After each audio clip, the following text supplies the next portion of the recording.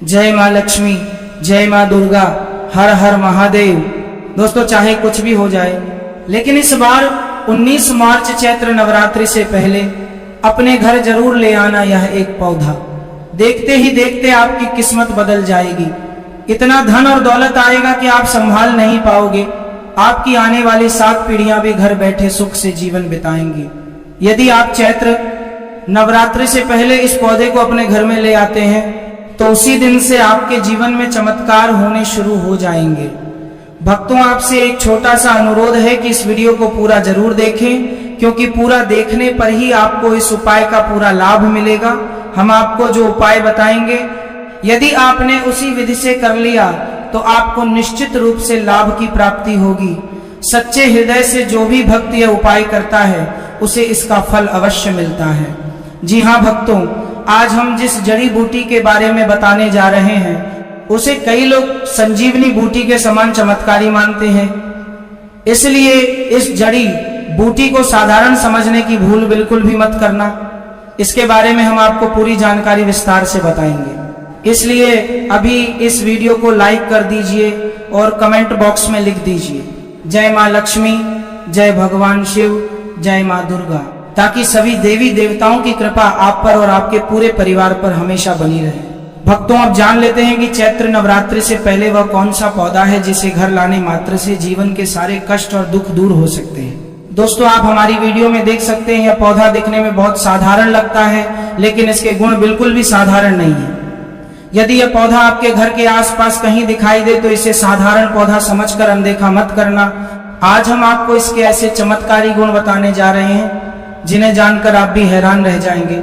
आयुर्वेद में भी इस पौधे का विशेष महत्व बताया गया है और इसके अलग अलग हिस्सों का अलग अलग प्रकार से उपयोग किया जाता है। अगर आप इसकी पूरी जानकारी जान लेंगे तो हो सकता है कि कल से ही आप इस पौधे की पूजा करना शुरू कर दें। और आपको बता दूं कि कई लोग बिना किसी विशेष पूजा पाठ के भी इसके लाभ प्राप्त करते हैं। जब आप इसके चमत्कारी गुणों को समझेंगे तो आपको भी गर्व बता दूं होगा कि आप भारत भूमि में जन्मे हैं, जहां आज भी ऐसे अद्भुत पेड़ पौधे मौजूद हैं जो मनुष्य को अनेक प्रकार के लाभ प्रदान करते हैं। दोस्तों, आप हमारी वीडियो में जिस पौधे को देख रहे हैं, इस पौधे को कई जगह लटजीरा के नाम से जाना जाता है। कुछ लोग इसे चिड़चिड़ा भी कहते हैं और आयुर्वेद में इसे अपामार्ग के नाम से भी जाना जाता है। अलग अलग राज्यों और अलग अलग क्षेत्रों में इस पौधे के कई नाम हैं, इसलिए हो सकता है कि आप इसे किसी और नाम से जानते हों, लेकिन वीडियो में देखकर आप इसे आसानी से पहचान सकते हैं। खास बात यह है कि इस पौधे को अपामार्ग इसलिए कहा जाता है क्योंकि इसके बीजों की बनावट बहुत अलग होती है। सामान्य तौर पर ज्यादातर पौधों के बीज ऊपर की तरफ होते हैं, लेकिन इस पौधे के बीज नीचे की ओर मुड़े हुए दिखाई देते हैं। इसी कारण इसे अपामार्ग कहा जाता है। प्राचीन ग्रंथों में भी इस पौधे का बहुत महत्व बताया गया है और कई साधु संत तथा तांत्रिक विद्या में भी इसका उपयोग किया जाता रहा है। भक्तों, अब मैं आपको बताना चाहूंगा कि मुझे इस पौधे के बारे में जानकारी कैसे मिली। एक बार हमारी मुलाकात एक संत महात्मा से हुई। हमने उनसे पूछा कि आप लोग लंबे समय तक साधना करते हैं, कई कई दिन तक भोजन और पानी के बिना कैसे रह लेते हैं। तब उन्होंने हमें इस पौधे के बारे में बताया। उन्होंने कहा कि जंगलों में रहने वाले कई साधु संत इस पौधे के बीजों का विशेष प्रयोग करते हैं। इन बीजों से खिचड़ी जैसी एक चीज बनाई जाती है और यदि कोई व्यक्ति इसके केवल 2 चम्मच खा ले तो उसे काफी समय तक भूख और प्यास महसूस नहीं होती। संत महात्मा ने हमें बताया कि इसी कारण कई साधक लंबे समय तक ध्यान और साधना में लीन रह पाते हैं। हमारे धर्म ग्रंथों में भी इस पौधे का विशेष महत्व बताया गया है। ऐसा माना जाता है कि इसकी जड़ में मां गंगा का वास होता है। कुछ प्राचीन मान्यताओं के अनुसार अमृत की कुछ बूंदें भी कभी इसकी जड़ पर गिरी थीं। इसीलिए कई पुराने लोग, जिन्हें हम बुजुर्ग कहते हैं, इसकी जड़ से दातून किया करते थे। अब सबसे पहले जानते हैं इसका आयुर्वेदिक प्रयोग। यदि कोई व्यक्ति इसकी जड़ से दातून करता है तो उसके दांतों की कई समस्याएं दूर हो सकती हैं। जिन लोगों को लंबे समय से दांतों में दर्द रहता है, मसूड़ों में सूजन रहती है या दांतों में कीड़े लग गए हैं, उनके लिए यह बहुत लाभकारी माना जाता है। यदि कोई व्यक्ति लगातार 10 से 15 दिनों तक इसकी जड़ से दातून करता है तो दांतों में मौजूद बैक्टीरिया धीरे धीरे खत्म होने लगते हैं और दांत मजबूत बनने लगते हैं। इतना ही नहीं, जिन लोगों के दांतों में पीलापन होता है उनके दांत भी धीरे धीरे साफ और चमकदार बनने लगते हैं। कई लोग अपने दांतों के पीलापन के कारण दूसरों के सामने खुलकर हंस नहीं पाते और कई बार लोग उनका मजाक भी बना देते हैं। ऐसे लोगों को भी इस पौधे की जड़ से दातून करना चाहिए। इससे दांतों की सफाई होती है और दांत मजबूत भी बनते हैं। भक्तों, यह तो हुआ इसका एक आयुर्वेदिक प्रयोग, लेकिन इसके अलावा भी इस पौधे के कई चमत्कारी प्रयोग बताए जाते हैं और आगे हम आपको इसके कुछ ऐसे प्रयोग बताने वाले हैं जिनके बारे में बहुत कम लोग जानते हैं। भक्तों, अब आगे इसके कुछ और आयुर्वेदिक और चमत्कारी प्रयोगों के बारे में जानते हैं। यह पौधा जितना साधारण दिखता है, इसके गुण उतने ही अद्भुत माने जाते हैं। आयुर्वेद में भी इसका उपयोग कई प्रकार की समस्याओं को दूर करने के लिए बताया गया है। सबसे पहले सिर दर्द के बारे में बात करते हैं। आजकल बहुत से लोग ऐसे हैं जिन्हें अक्सर सिर दर्द की समस्या बनी रहती है। किसी को तनाव के कारण सिर दर्द होता है, किसी को नींद पूरी न होने के कारण, तो किसी को अधिक गर्मी या थकान के कारण सिर दर्द होने लगता है। ऐसे लोगों के लिए भी यह पौधा बहुत उपयोगी माना गया है। इस पौधे के कुछ हिस्सों को सुखाकर उसकी भस्म बनाई जाती है। उसके बाद जहां दर्द होता है वहां हल्के हाथ से लगाने पर धीरे धीरे सिर दर्द में आराम मिलने लगता है। कई लोगों ने इसका प्रयोग किया है और उन्हें इसका अच्छा लाभ भी मिला है। भक्तों, आप जानते हैं इसका पहला चमत्कारी प्रयोग, जो लोग चाहते हैं कि उनके व्यापार में तरक्की हो, उनकी दुकान या व्यवसाय अच्छी तरह से चले, उनके लिए भी यह पौधा लाभकारी माना जाता है। ऐसे लोगों को इस पौधे की जड़ किसी शुभ दिन जैसे रवि पुष्य नक्षत्र, गुरु पुष्य नक्षत्र या किसी शुभ पर्व के दिन लानी चाहिए। उसके बाद उस जड़ को लाल कपड़े में बांधकर अपने व्यापार स्थल पर रख देना चाहिए। मान्यता है कि ऐसा करने से व्यापार में आने वाली बाधाएं धीरे धीरे दूर होने लगती हैं और ग्राहकों की संख्या भी बढ़ने लगती है। अब इसका दूसरा प्रयोग सुनिए। जो लोग बेरोजगार हैं और नौकरी की तलाश कर रहे हैं, उनके लिए भी इसका एक उपाय बताया गया है। ऐसे व्यक्ति को इस पौधे की जड़ को लाने से पहले मन ही मन प्रार्थना करनी चाहिए। शनिवार या रविवार के दिन सुबह सूर्योदय से पहले इस पौधे की जड़ को लाया जाता है। फिर सोमवार और मंगलवार के दिन इसकी पूजा की जाती है। उसके बाद बुधवार के दिन उस जड़ को धारण किया जाता है। मान्यता है कि ऐसा करने से व्यक्ति को मनचाही नौकरी मिलने के योग बन सकते हैं। भक्तों, अब इसका तीसरा प्रयोग जानिए। बहुत से लोग ऐसे होते हैं जिन्हें नजर दोष या नकारात्मक ऊर्जा की समस्या रहती है। कुछ लोगों को लगता है कि उन पर किसी ने बुरी नजर लगा दी है या तंत्र मंत्र का प्रभाव है। ऐसे लोगों को इस पौधे की जड़ को चांदी के ताबीज में रखकर शनिवार के दिन धारण करना चाहिए। मान्यता है कि ऐसा करने से नजर दोष और नकारात्मक शक्तियों से सुरक्षा मिलती है और व्यक्ति का मन भी शांत रहने लगता है। दोस्तों, इस पौधे के ऐसे कई और भी चमत्कारी गुण बताए जाते हैं, लेकिन इन सब बातों का सही उपयोग और सही समझ बहुत जरूरी होती है। इसलिए हमेशा इन उपायों को श्रद्धा और विश्वास के साथ ही करना चाहिए। भक्तों, वैसे तो इस पौधे के अनेक चमत्कारी गुण बताए जाते हैं, लेकिन अब हम आपको इसके कुछ और विशेष प्रयोगों के बारे में बताते हैं। बहुत से लोग चाहते हैं कि उनके जीवन में मान सम्मान बढ़े, लोग उनकी बातों को महत्व दें और समाज में उनका प्रभाव बढ़े।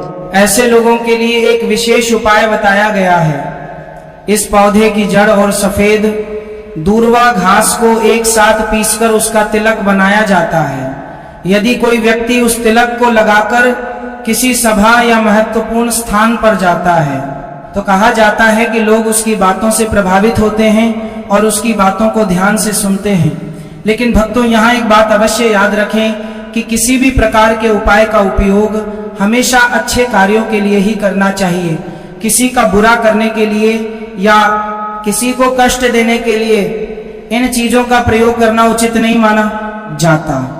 यदि आप इस पौधे की जड़ को घर में लाकर देव प्रतिमा की तरह सम्मान पूर्वक लाल कपड़े में बांधकर अपनी तिजोरी या पूजा स्थान में रख देते हैं तो मान्यता है कि घर में सुख समृद्धि बनी रहती है। और नकारात्मक ऊर्जा धीरे धीरे समाप्त होने लगती है। भक्तों, अब एक और महत्वपूर्ण बात जान लीजिए। चैत्र नवरात्रि से पहले यदि आप अपने घर में कुछ पवित्र चीजें लेकर आते हैं तो उसका भी बहुत कर लें, शुभ प्रभाव माना जाता है। सबसे पहले बात करते हैं शंख की। हिंदू धर्म में शंख को बहुत ही पवित्र माना गया है। मान्यता है कि समुद्र मंथन के दौरान शंख की उत्पत्ति हुई थी और 14 रत्नों में इसकी भी गणना की जाती है। भगवान विष्णु स्वयं अपने हाथों में शंख धारण करते हैं और ऐसा माना जाता है कि शंख में माता लक्ष्मी का भी वास होता है। जिस घर में नियमित रूप से शंख बजाया जाता है वहां का वातावरण पवित्र हो जाता है और नकारात्मक ऊर्जा दूर होने लगती है। इसीलिए चैत्र नवरात्रि से पहले अपने घर में शंख लाना और उसे पूजा स्थान में रखना बहुत शुभ माना जाता है। इसके बाद आती है भगवान गणेश जी की प्रतिमा। भगवान गणेश को विघ्नहर्ता कहा जाता है, जो जीवन के सभी विघ्नों को दूर करते हैं। यदि आप चैत्र नवरात्रि से पहले अपने घर में भगवान गणेश की बैठी हुई प्रतिमा स्थापित करते हैं तो घर में सुख, समृद्धि और मंगल का वातावरण बना रहता है। इसके साथ ही तुलसी का पौधा भी घर में अवश्य होना चाहिए। तुलसी को हिंदू धर्म में अत्यंत पवित्र माना गया है। ऐसा माना जाता है कि जहाँ तुलसी का पौधा होता है, उसी का पौधा है, वहाँ भगवान विष्णु और माता लक्ष्मी की कृपा बनी रहती है। यदि आप चैत्र नवरात्रि से पहले तुलसी का पौधा अपने घर में लेकर आते हैं और प्रतिदिन उसकी पूजा करते हैं तो घर में सकारात्मक ऊर्जा बढ़ती है और परिवार में सुख शांति बनी रहती है। भक्तों, अंत में आपसे यही कहना चाहूंगा कि चैत्र नवरात्रि से पहले इस पौधे को अपने घर जरूर लेकर आएं और श्रद्धा के साथ उसका सम्मान करें। ऐसा करने से आपके जीवन में सकारात्मक परिवर्तन आने लगेंगे और धीरे धीरे आपके जीवन के कष्ट कम होने लगेंगे। भक्तों, साल में आने वाले चारों नवरात्रों में चैत्र नवरात्रि का विशेष महत्व बताया गया है। यह वह पवित्र समय होता है जब माता रानी स्वयं अपने भक्तों के घर आती हैं और उनकी हर मनोकामना पूरी करती हैं। कहा जाता है कि अगर कोई भक्त सच्चे मन से चैत्र नवरात्रि के दिनों में कुछ विशेष उपाय कर ले तो उसके जीवन के कष्ट दूर हो सकते हैं और घर में सुख समृद्धि का वास होने लगता है। आज हम आपको एक ऐसे ही चमत्कारी पौधे के बारे में बताने जा रहे हैं जिसे कई जगह लटजीरा, कई जगह चिड़चिड़ा और आयुर्वेद में अपामार्ग के नाम से जाना जाता है। यह पौधा देखने में साधारण लगता है लेकिन इसके अंदर बहुत अद्भुत और चमत्कारी गुण छिपे होते हैं। हमारे प्राचीन ग्रंथों और आयुर्वेद में भी इस पौधे का बहुत महत्व बताया गया है।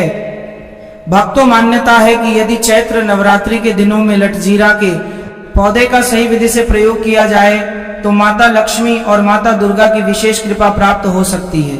सबसे पहला उपाय यह है कि नवरात्रि शुरू होने से पहले या फिर नवरात्रि के पहले दिन सुबह स्नान करके शुद्ध मन से लटजीरा के पौधे के पास जाएं।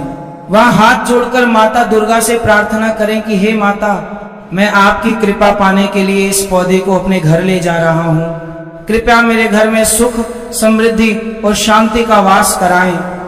इसके बाद इस पौधे की थोड़ी सी जड़ को निकालकर लाल कपड़े में बांध लें और उसे अपने घर के पूजा स्थान या तिजोरी में रख दें। मान्यता है कि ऐसा करने से घर में धन की कमी नहीं रहती और परिवार पर माता लक्ष्मी की कृपा बनी रहती है। भक्तों, दूसरा प्रयोग उन लोगों के लिए बताया गया है जो अपने व्यापार या नौकरी में तरक्की चाहते हैं। नवरात्रि के किसी भी दिन सुबह के समय लटजीरा की जड़ को लाकर उसे लाल कपड़े में बांधकर अपने कार्यस्थान या दुकान में रख दे। ऐसा माना जाता है कि इससे कार्य में आने वाली समय लटजीरा की जड़ को लाकर बाधाएं दूर होने लगती हैं और धीरे धीरे तरक्की के रास्ते खुलने लगते हैं। कई लोग बताते हैं कि इस उपाय से उनके व्यापार में ग्राहकों की संख्या बढ़ने लगी और आमदनी में भी वृद्धि हुई। भक्तों, तीसरा प्रयोग नजर दोष और नकारात्मक ऊर्जा से बचने के लिए बताया जाता है। यदि किसी व्यक्ति को बार बार नजर लगती हो, घर में बिना कारण झगड़े होते हो या नकारात्मकता महसूस होती हो तो चैत्र नवरात्रि के दिनों में लटजीरा की जड़ को चांदी के ताबीज में रखकर धारण करना शुभ माना जाता है। मान्यता है कि इससे व्यक्ति को बुरी नजर और नकारात्मक शक्तियों से रक्षा मिलती है और मन में शांति आने लगती है। भक्तों, एक और विशेष उपाय भी बताया गया है। यदि घर में आर्थिक परेशानी लगातार बनी रहती हो तो नवरात्रि की अष्टमी या नवमी के दिन लटजीरा की जड़ को लाल कपड़े में बांधकर अपनी तिजोरी या धन रखने के स्थान पर रख दें। कहा जाता है कि इससे घर में धन की आवक बढ़ने लगती है और धीरे धीरे आर्थिक स्थिति मजबूत होने लगती है। भक्तों, लटजीरा का पौधा आयुर्वेद में भी बहुत उपयोगी माना गया है। इसकी जड़ से दातून करने से दांतों की कई समस्याओं में आराम मिल सकता है। इसके कुछ हिस्सों का उपयोग आयुर्वेदिक औषधियों में भी किया जाता है, इसलिए हमारे पुराने लोग इस पौधे को बहुत उपयोगी माना गया है, महत्व देते थे और इसे कभी साधारण पौधा नहीं मानते थे।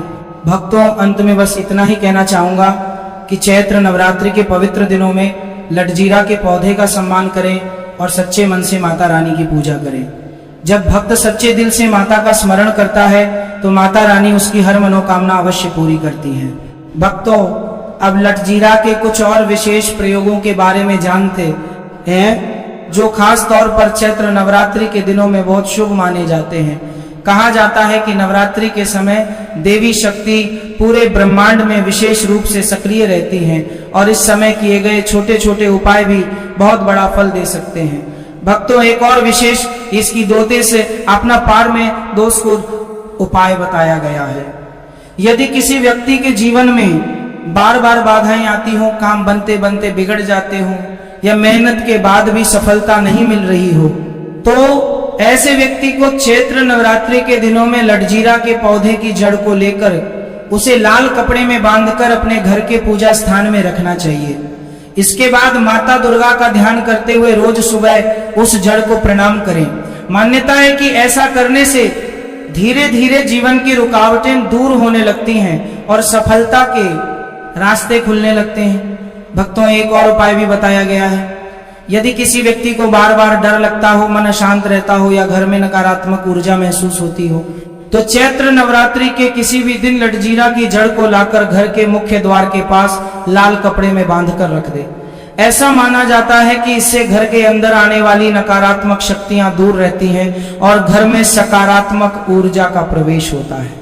भक्तों, जो लोग चाहते हैं कि उनके घर में हमेशा सुख शांति बनी रहे, परिवार में प्रेम बना रहे और आपसी झगड़े समाप्त हो जाएं, ऐसे लोग नवरात्रि के दिनों में लटजीरा के पौधे के पास जाकर दीपक जलाकर माता रानी से प्रार्थना करें। सच्चे मन से की गई ये प्रार्थना बहुत फलदायी मानी जाती है। इसके अलावा भक्तों, एक और मान्यता है कि यदि कोई व्यक्ति चैत्र नवरात्रि के पहले दिन लटजीरा के पौधे को प्रणाम करके उसकी थोड़ी सी मिट्टी घर लेकर आता है और उसे अपने घर के पूजा स्थान में रख देता है एकाके, तो घर में देवी देवताओं की कृपा बनी रहती है और परिवार पर आने वाली कई प्रकार की परेशानियां दूर हो जाती हैं।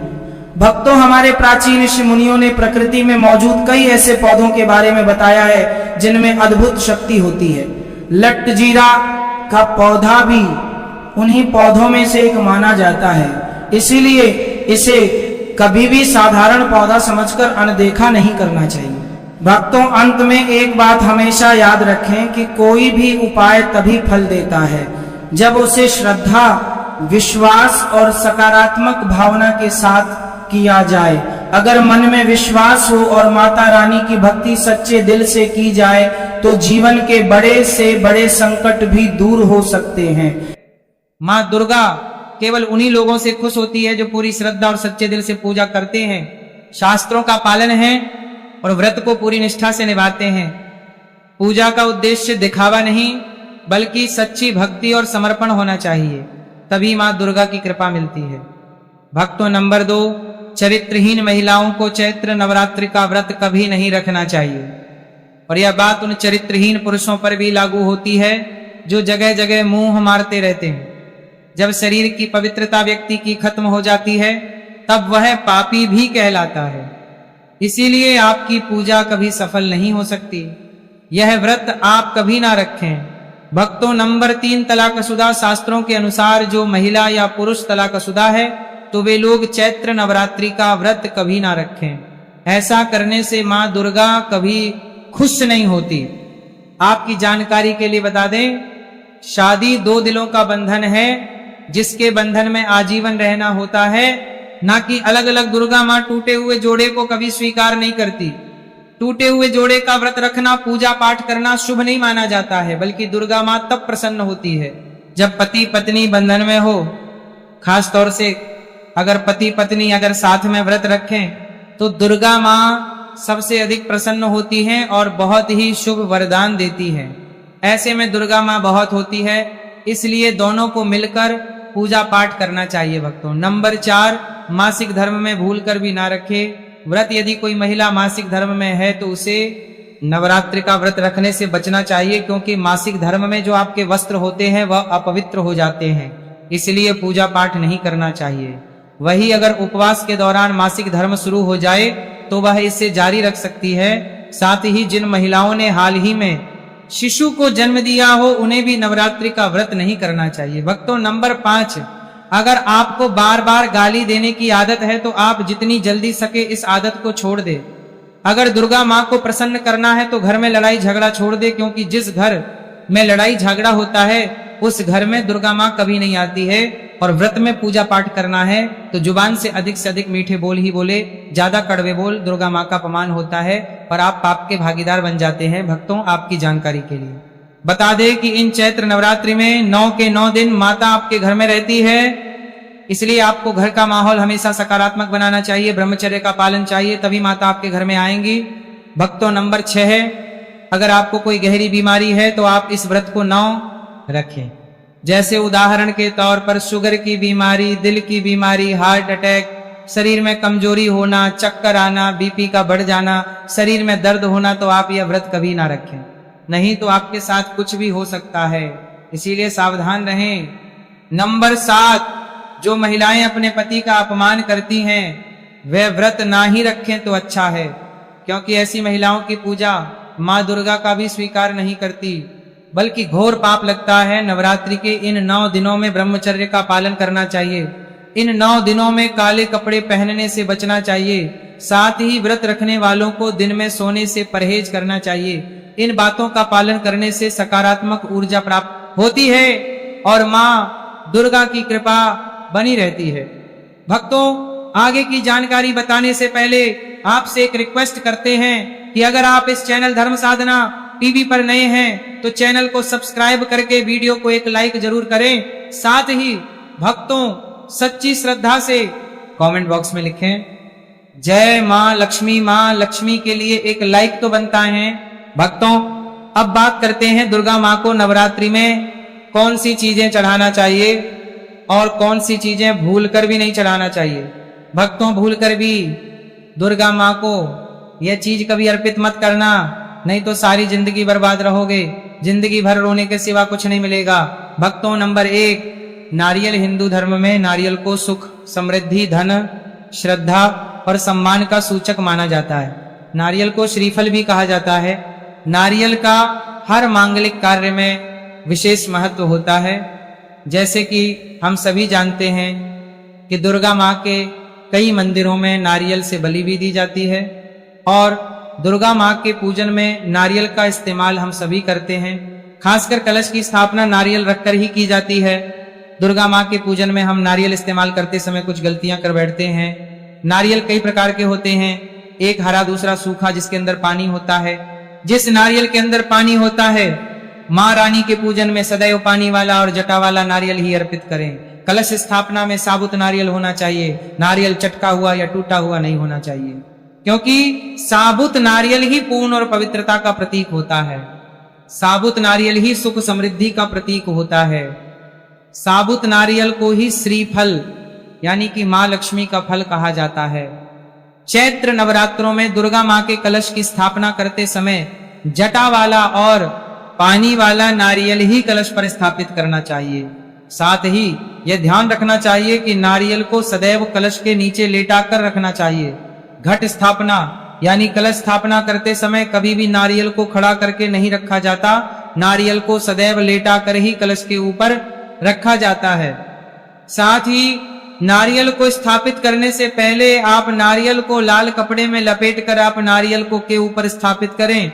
शास्त्रों के अनुसार कलश के ऊपर जब सही तरीके से नारियल रखा जाता है और सही प्रकार का नारियल रखा जाता है, तभी ही व्रत और पूजन का पूर्ण फल प्राप्त होता है। यह भी ध्यान रहे कि महिलाएं दुर्गा माँ को नारियल अर्पित तो कर सकती हैं, लेकिन कभी भी दुर्गा माँ के सामने नारियल को भूलकर भी ना तोड़े, क्योंकि नारियल बीज रूप होता है, यानी कि नारियल में बीज होता है और स्त्रियां बीज रूप से ही शिशु को जन्म देती है। इसीलिए कभी भी महिलाओं को नारियल नहीं तोड़ना चाहिए। नंबर 2, लौंग हम सभी दुर्गा माँ के पूजा में इस्तेमाल करते हैं, लेकिन लौंग का इस्तेमाल करते समय एक बहुत बड़ी गलती कर बैठते हैं। हमेशा ध्यान रखना चाहिए कि दुर्गा माँ को सदैव लौंग के साथ इलायची भी अर्पित करना चाहिए। लौंग के साथ घी चढ़ाने से दुर्गा माँ काफी प्रसन्न होती है। नंबर 3, तुलसी के पत्ते। चैत्र नवरात्रों में दुर्गा माँ को तुलसी के पत्ते अर्पित नहीं करने चाहिए। माँ दुर्गा के पूजन में तुलसी पत्र का इस्तेमाल करना वर्जित माना जाता है। तुलसी पत्र के अलावा दूर्वा भी दुर्गा माँ को अर्पित नहीं करना चाहिए। नवरात्रि में आप गणेश को दूर्वा अर्पित कर सकते हैं आप भगवान विष्णु जी को तुलसी के पत्ते अवश्य अर्पित कर सकते हैं, लेकिन दुर्गा माँ को भूलकर भी तुलसी के पत्ते या दूर्वा अर्पित ना करे। दुर्गा माँ को सफेद फूल भी अर्पित ना करे। दुर्गा माँ को सदैव लाल रंग के फूल अर्पित करने चाहिए।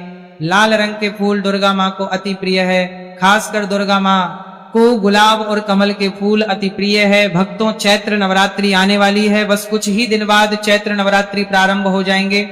तो हम आपको एक ऐसी बताएंगे जिसको चैत्र नवरात्रि में घर में लाने से सकारात्मक ऊर्जा का वास होता है और आप धनवान बन जाते हैं हो। ऐसे में ये छोटी चीज घर में लाने से दुर्गा माँ खुशी खुशी अपने घर में से चली आती है। इस चीज को घर लाने से दुर्गा माँ अवश्य प्रसन्न होती है। यही चीज चैत्र नवरात्रि पर घर में लाना बहुत ही शुभ और मंगलकारी माना जाता है। तो चलिए जानते हैं। भक्त नंबर 1, 16 श्रृंगार का सामान चैत्र नवरात्रि के दौरान घर में लाना बहुत ही शुभ और मंगलकारी माना जाता है। ऐसे में घर के बने मंदिर में रखने से जन्मों जन्मांतर की मिट जाती है और माँ दुर्गा की कृपा सदैव घर पर बनी रहती है। पूरे वर्ष माँ रानी की कृपा आप और आपके परिवार के ऊपर बनी रहती है। शास्त्रों में बताया गया है कि चैत्र नवरात्रों के दिनों में 16 श्रृंगार का सामान घर के मंदिर में होना बहुत ही शुभ और मंगलकारी माना जाता है। या आप जिस जगह घर में माता की आसन नवरात्रि व्रत करने के लिए स्थापित कर रहे हैं, उस जगह पर 16 श्रृंगार का सामान रख दे। ऐसा करने से माँ दुर्गा की कृपा सदैव घर पर बनी रहती है। नंबर 2, सोना, चांदी या तांबे के सिक्के जरूर रखें। शास्त्रों के अनुसार सोने, चांदी या तांबे से बने किसी भी धातु को खास तौर से चैत्र नवरात्रि के 9 दिनों में पूरे 9 दिनों तक घर के मंदिर में रखने से बहुत ही शुभ और मंगलकारी माना जाता है। नवरात्रि के दिनों में सोना, चांदी, तांबे घर में लाने से इसका फल कई गुना बढ़ जाता है। इसीलिए सोना, चांदी या तांबे के सिक्के दुर्गा माँ के पास अवश्य रखें। इससे दुर्गा माँ बहुत प्रसन्न होती है भक्तों। नंबर 3, शंख और गंगाजल। धर्मशास्त्रों के अनुसार चैत्र नवरात्रों के अवसर पर शंख घर में जरूर लेकर आए। माना जाता है कि घर के मंदिर में शंख नहीं होता तो वहां पर देवी देवता कभी वास नहीं करते।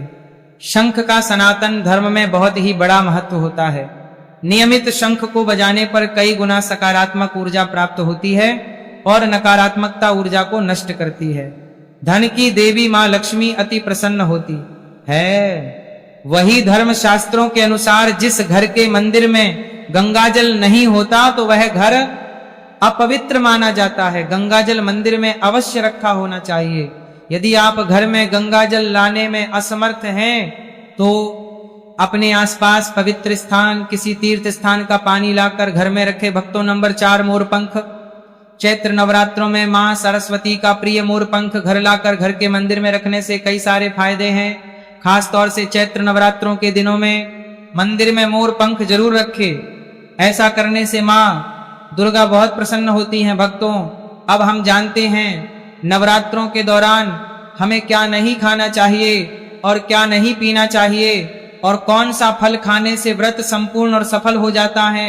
इन सब बातों को जानने पहले हमारे चैनल धर्म साधना टीवी को सब्सक्राइब करें, वीडियो को लाइक करें और कमेंट बॉक्स में माता रानी का जयकारा जरूर लगाए, जिससे कि माता रानी की कृपा आप पर बनी रहे भक्तों। तो आइए शुरू करते हैं दोस्तों। नवरात्रि के दिन फल जरूर खाना चाहिए। शास्त्रों में बताया जाता है कि भगवान के भोग में सेब आदि जरूर अर्पित किया जाता है। अगर आपका व्रत है तो आपको केला, सेब, संतरा, तरबूज और मीठे अंगूर जरूर खाना चाहिए। इन फलों से व्रतधारी को शक्ति मिलती है और व्रत संपूर्ण हो जाता है।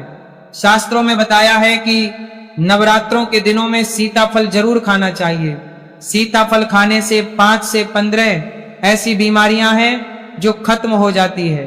माना जाता है कि नवरात्रों के दिनों में सीताफल का घर में प्रवेश होना बड़ा ही शुभ माना गया है।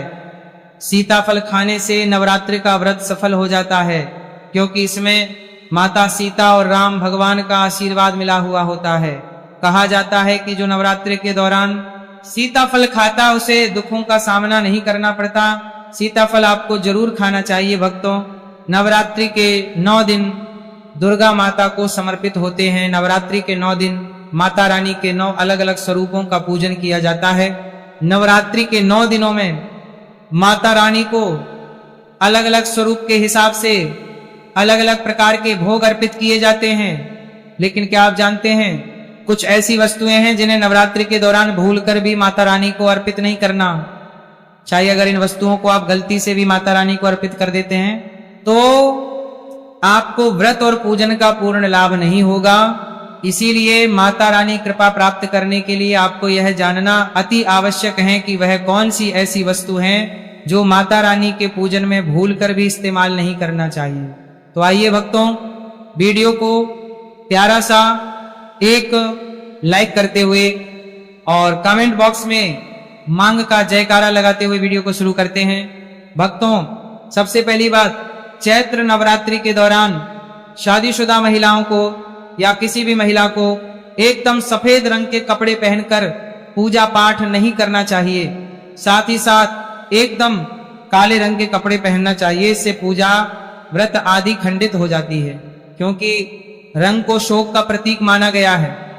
भक्तों, माता की चौकी जब आप लगाएं तो उसके नीचे कागज नहीं लगाना चाहिए। माता की चौकी हमेशा लाल कपड़ा बिछाकर ही बनाना चाहिए। हमेशा याद रहे, नवरात्रों के इन 9 दिनों तक व्रतधारी को अपना आसन चौकी के आगे ही लगाना चाहिए।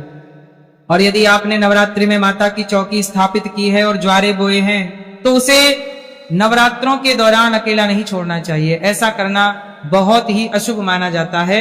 इससे दुर्गा माता नाराज हो जाती है और हमेशा के लिए चली जाती है। तो चलिए हम आपको कुछ गलतियों के बारे में बताते हैं जो चैत्र नवरात्रि में भूलकर भी नहीं करनी चाहिए।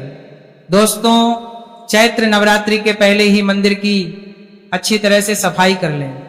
मंदिर के अंदर अगर पहले से पुरानी मालाएं हैं, टूटी फूटी मूर्तियां रखी हैं, उसके साथ ही खाली माचिस की डिब्बी रखी हुई है, तो उन्हें बाहर फेंक दें तथा खंडित मूर्ति को किसी नदी में प्रवाहित कर दें। घर में छोटे बच्चों को नवरात्रि का व्रत नहीं रखना चाहिए कि इससे उनके को खतरा हो सकता है, क्योंकि इस व्रत में शरीर को अधिक शक्ति की जरूरत होती है। नवरात्रि के 9 दिनों में अपने घर को साफ सुथरा और पवित्र रखना अति आवश्यक है। इसीलिए नवरात्रि के 9 दिनों में ब्रह्मचर्य का पालन किया जाता है। इसलिए नवरात्रि में स्त्री और पुरुष को शारीरिक संबंध बनाने से बचना चाहिए और तामसिक भोजन ग्रहण नहीं करना चाहिए। नवरात्रि के 9 दिनों में माता रानी के भक्तों को प्याज, लहसुन, मांस, मदिरा और अंडे से दूर रहना चाहिए। अधिकतर भक्त नियम का पालन भी करते, लेकिन वह एक गलती जरूर कर बैठते हैं कि वह नवरात्रि के 9 दिनों में अपने घर कुछ अपवित्र चीजों को रख लेते हैं। ऐसा भूलकर भी नहीं करना चाहिए। शास्त्रों के अनुसार नवरात्रि के 9 दिनों तक माता रानी अपने भक्तों के घर में वास करती है। अगर आप भी चाहते हैं कि माता रानी आपके घर में वास करें तो आप अपने घर के वातावरण को पवित्र रखें और नवरात्रि शुरू होने से पहले ही अपने घर से प्याज, लहसुन, मीट, मांस और मदिरा को बाहर निकाल दें। अपने घर को साफ रखें। इन वस्तुओं को घर से बाहर निकालने के अपने घर में गंगा जल का छिड़काव अवश्य करें। भगवत गीता में भगवान कृष्ण कहते हैं, बगैर गंगा जल छिड़काव के कोई भी मंगल कार्य सफल नहीं माना जाता। गंगा जल का छिड़काव स्वयं भगवत गीता में श्री कृष्ण ने बताया था। अगर आपके घर में गंगा जल ना हो तो मार्केट से ला सकते हैं और गंगा जल लाकर अपने घर में छिड़काव करें। इससे आपके घर का वातावरण पवित्र हो जाएगा। घर में मौजूद नकारात्मक ऊर्जा भी नष्ट हो जाएगी। और जिस घर में वातावरण पवित्र होता है और नकारात्मक ऊर्जा नहीं होती, वहां माता रानी का वास सदैव होता है। नवरात्र पहले आप अपने पूरे घर की अच्छी तरह से सफाई कर लें। भक्तों, अगर आपको हमारा वीडियो अच्छा लगा हो तो कृपया इस वीडियो को लाइक करें, और अगर आपने अभी तक हमारे चैनल धर्म साधना टीवी को सब्सक्राइब नहीं किया है तो सब्सक्राइब जरूर करें। साथ ही बैल मासी, पांजरे, बाजरे, मीडिया आइकॉन को भी दबाएं ताकि आपको हमारे नए वीडियोस की तुरंत जानकारी मिल सके। धन्यवाद।